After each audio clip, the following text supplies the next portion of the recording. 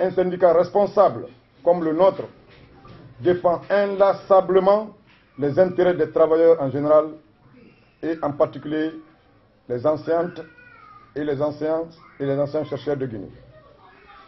C'est dans ce contexte bien précis que le SLEG a signé un protocole d'accord avec le gouvernement le 10 janvier 2019.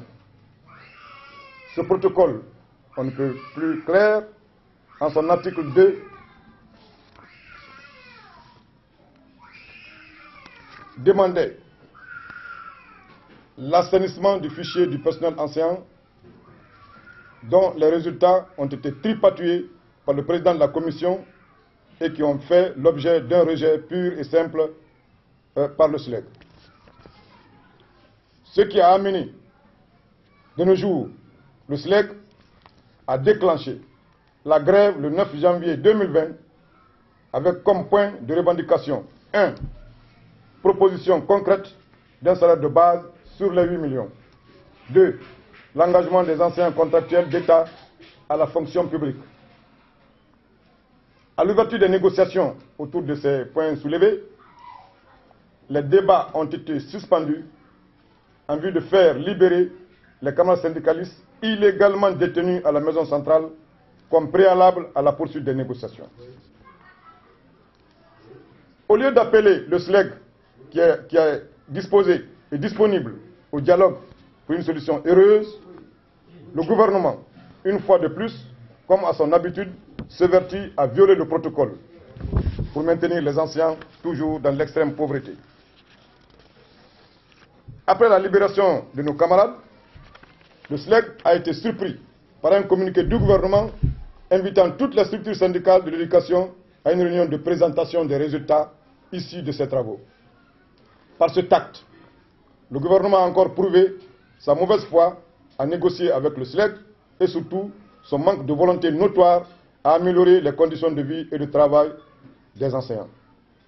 Par ce tact, les ministres en charge du système éducatif et le ministre du Travail ont aussi fait preuve de leur incompétence notoire qui, au lieu d'appeler, d'inviter les syndicats qui sont signataires du protocole, qui sont les représentants authentiques des enseignants à tous les niveaux, les enseignants de la République de Guinée, au niveau de toutes les préfectures, se sont contentés à recevoir les éléments exclus du SLEG pour négocier, pour parler du sort des anciens, n'est-ce pas?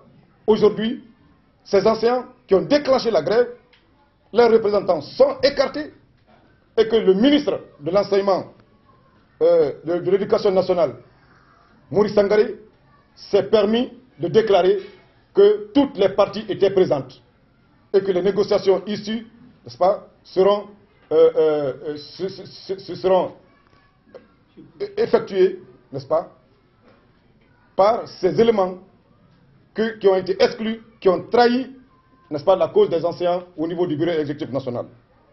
Pour ces raisons, ces deux ministres ne méritent pas la confiance du chef de l'État.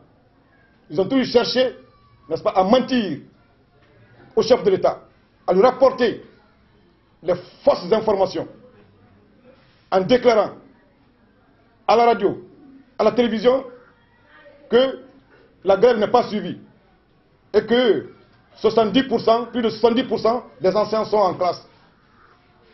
Vérifiez de Conakry à Yomou si les enseignants sont en classe.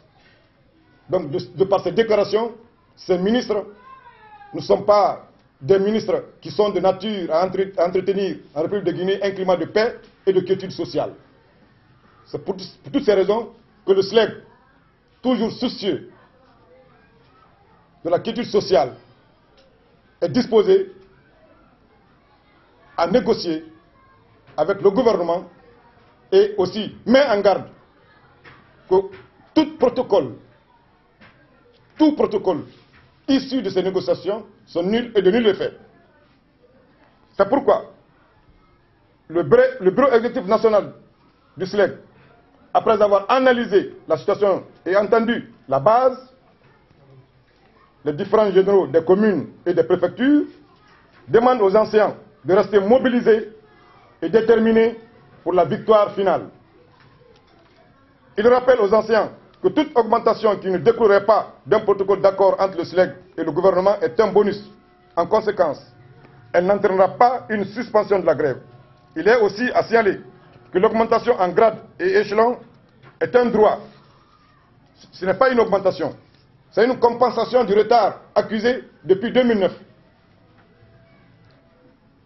Enfin, le SLEG rappelle que seul le secrétaire général du syndicat libre des anciens et chercheurs de Guinée, le camarade Aboubacar Souma, est habilité à suspendre ou à lever le mot d'ordre de grève après avoir consulté la base.